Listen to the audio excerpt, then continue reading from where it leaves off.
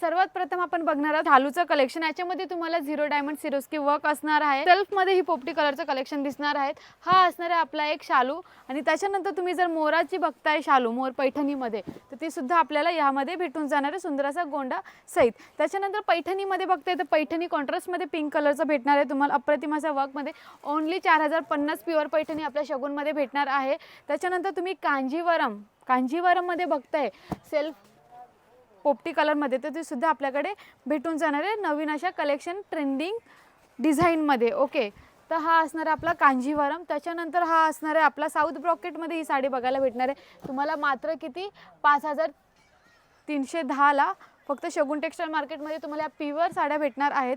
Pure Paithani, pure south brocade, pure Kanjeevaram.